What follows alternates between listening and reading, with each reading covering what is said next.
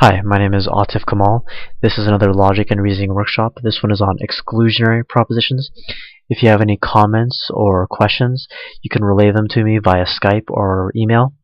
My Skype username is autif.kamal and my email address is projectoptimization@gmail.com. The reason why I am going over exclusionary propositions, that is how to break them down, is because doing so will make all of its content more explicit.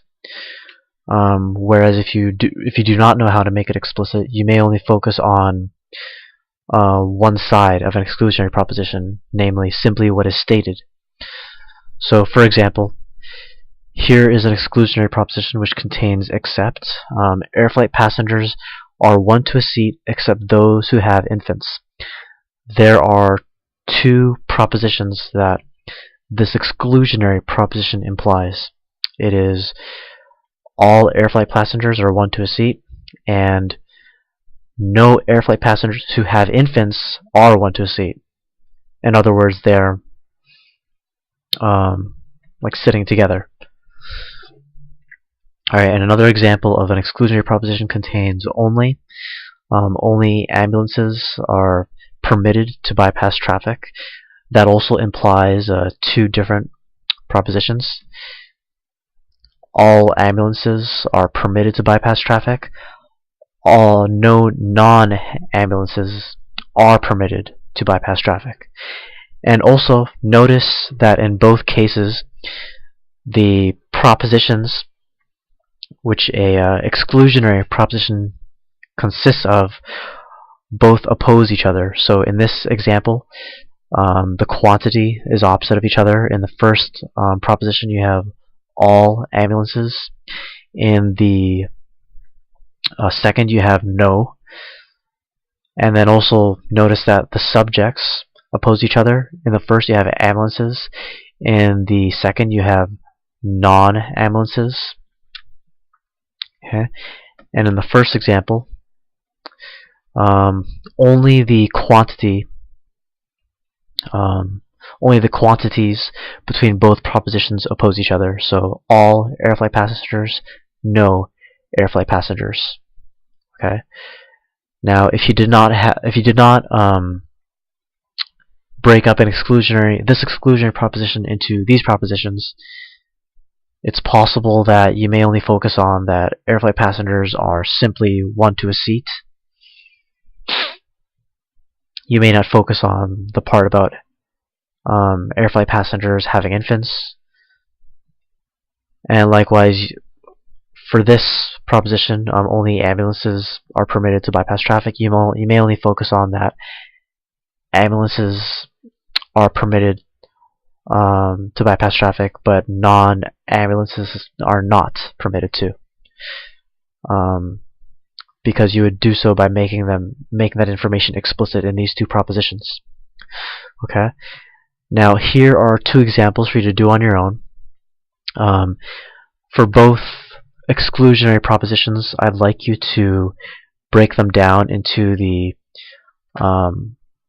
propositions which are opposite of each other that would comprise each of these exclusionary propositions.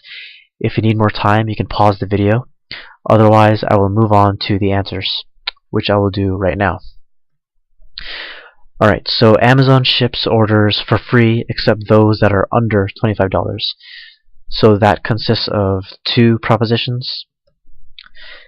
Amazon ships orders for free that are not under $25, and Amazon does not ship orders for free that are under $25. Okay, now notice again in this case, both propositions are opposite of each other. Amazon ships orders for the first proposition. Amazon does not ship orders for the second proposition that are not under $25 for the first proposition, that are under $25 for the second proposition. Okay, so that pattern is staying consistent. Now, I can only go to sleep while I wear earplugs.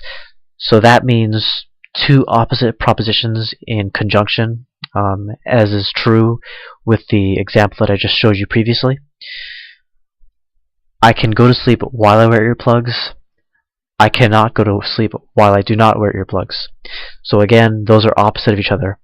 I cannot go to sleep while I do not wear earplugs. Again, the pattern stays consistent that both propositions which an exclusionary proposition consists of are opposite of each other. Now, if you'd like more practice, you can go to books.google.com. Click on the Browse Books and Magazines link under the search bar.